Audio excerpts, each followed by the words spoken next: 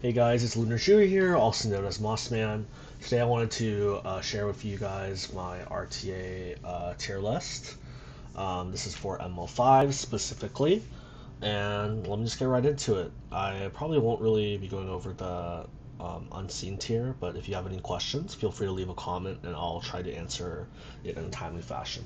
So starting off with the S tier, first off we have RNL, just an extremely oppressive opener, fastest base speed in the game, does a ton of damage, has a ton of free stats and things in her kit. She can go through an entire team by herself if you let her. Lady of the Scale, still really strong and oppressive, especially with certain units like Briar in the front line, but she just provides so much damage share and mitigation through that.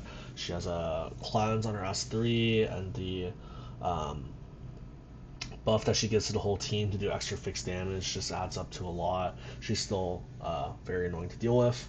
Then we have ML5s. She is still a very annoying unit to deal with, just due to how uninteractive it makes the opponent in terms of what they can pick, because you kind of have to get through her before you can get to anything else if you pick a lot of single target heroes, and she just forces your opponent to draft in a way that is hard to interact with her.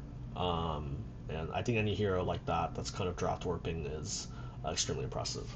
Roll of Light is continued to be a sustained, annoying presence in RTA content. Um, she, I mean, what's there to say? I mean, she has a full HP revive. She has her own revive, so you have to kill her twice. And because people build Ruel on reversal set, when you kill her once, she's going to get that 100% CR push. And so when she S3s someone, it also gives herself invincibility, as well as a full cleanse, as well as a full HP heal. And then her S2 is also a fat barrier, plus damage limit, plus the heal, and her cooldowns are relatively short. And for people who build her on Candlestick, they get even shorter. She is just a very annoying unit. Then we have Notos, who obviously does massive amounts of damage. Once you're in his domain, there's no buffs or debuffs, and he does a massive amount of damage for 3 turns. He gets S2 twice and S1 once, and if you don't have proper units to deal with him, he is a menace. He's also one of those units like a Runka that forces your opponent to draft in certain ways just because of his presence. He warps the draft, and for that, he is in the S tier. Then we have Salami. Um, you know, if you haven't noticed, the last 3 released ML5s are all in the highest tier. Salami can copy anything, and if you build them fast, it can be really annoying. Because, for example, if the enemy has like Fire Cigarette, you can copy her and then S3, or if they have RB, you can copy the RB and S3 their team. If they have Lady, then their whole team's gone. It doesn't matter.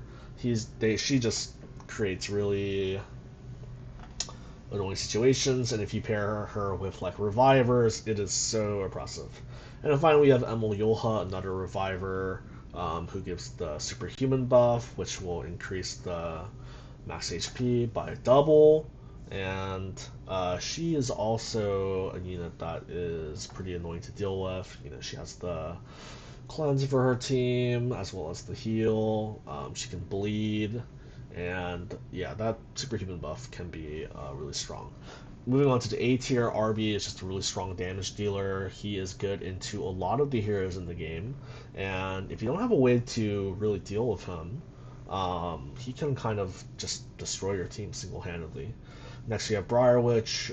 She's always going to be a useful pick just because of her negating revives.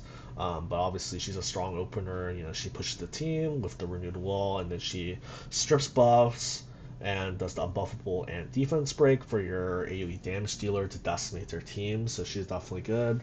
Bellion, a timeless hero, negates enemy souls, and is pretty strong into heroes like Frieren, or even Notos, who's not able to soul burn his S2, good into ML Celine. Still a good unit. ML Luna, not as seen as often as her once powerhouse days, but she is still pretty useful, and against the right team can be a game-winning pick. You have MLDN, who has definitely seen less play since the release of Ivana, but she is still a very strong 4-5 pick and is a very potent bridge for many picks really. You can bridge her with any unit that takes the first turn, so she carries her own book.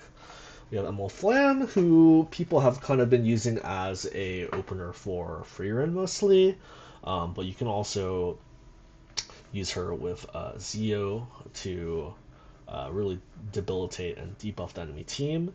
And then finally, we have ML Celine, another self-potent damage dealer that can be very annoying to deal with if you build a strong draft around her.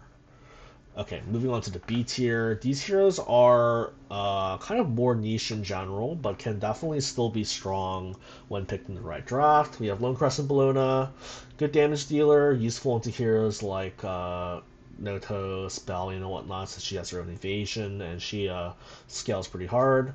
You know, Zio and Harsetti picks that kind of, you'll want to pick on band protection to kind of control the tempo and draft of the game. Then we have ML Aria, pretty good in Warrior Frenzy with ML Yoha.